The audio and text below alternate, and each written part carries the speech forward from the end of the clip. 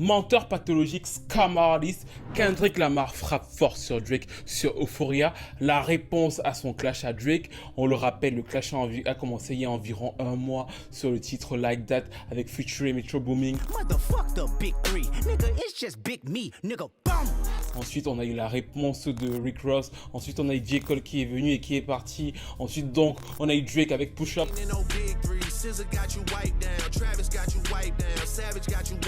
Maintenant, on a Kendrick qui répond et tout le monde attendait cette réponse, le cœur serré. Et effectivement, Kendrick choisit de donner, selon lui, un portrait sociologique de Drake. Il commence, vous l'aurez noté, en décrivant Drake comme étant un acteur, faisant référence à Degrassi, qui a commencé à perdre la tête. Et ça fait aussi le lien avec le titre de la chanson qui s'appelle Euphoria. En mode, le mec il est en totale euphorie, je vais le ramener à la raison.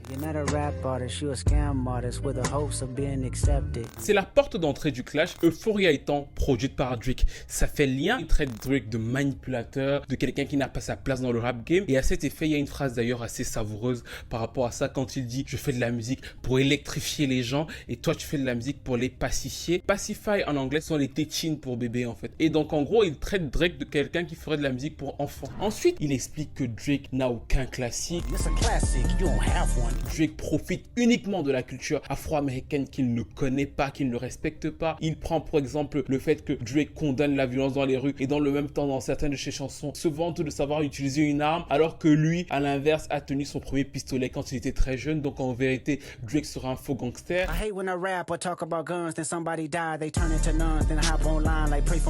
Il prend d'attaque directement plusieurs des membres de OVO en disant que ces Canadiens là imitent la culture américaine qu'ils ne peuvent pas vivre parce que lui là tout de suite va leur faire vivre cette violence à travers ses mots. D'ailleurs à ce moment là il a une phrase savoureuse, c'est-à-dire qu'il attaque les parents de Drake, les personnes qui selon lui donnent une straight crédibilité à Drake, à savoir Birdman et les G-Prince. Il dit his daddy a killer, he wanna be a junior.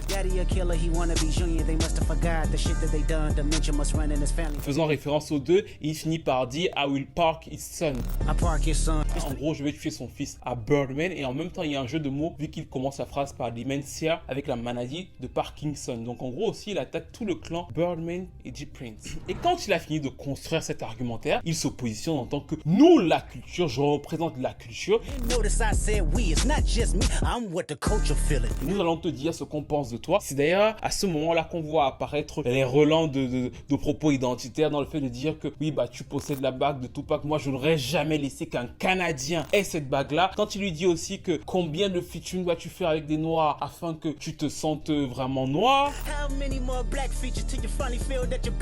Bah en fait, ça rappelle le fait que Drake est un métis et donc il y a l'idée derrière de en plus c'est un métis canadien qui n'a rien à faire avec nous. Et d'ailleurs, ça a relancé, si vous avez vu sur les réseaux sociaux, la conversation autour effectivement de light skin, dark skin. J'ai même vu que Such Knight depuis sa prison a fait un tweet qui fait désormais 9 millions de vues parce qu'il a dit Kendrick gagne un petit point, mais attention à ne pas continuer dans cette conversation contre light skin et dark skin parce que quand la police nous voit, on est tous pareils. Je vais vous faire une analyse générale sur ça, surtout sur ce dernier point qui est selon moi l'immense faiblesse de ce clash. Mais dites-moi ce que vous avez pensé de ce clash de Kendrick Lamar et de Drake. Donnez-moi vos différents argumentaires pendant qu'on prépare une très longue analyse parce que ça réveille certaines choses sur les problèmes identitaires des Américains. D'ailleurs, qu'on avait déjà vu avec Burna Boy, avec Tyla. Donc dites-moi ce que vous pensez de tout ça. Et bien sûr de Drake, est-ce qu'il a encore une carte à jouer malgré tout?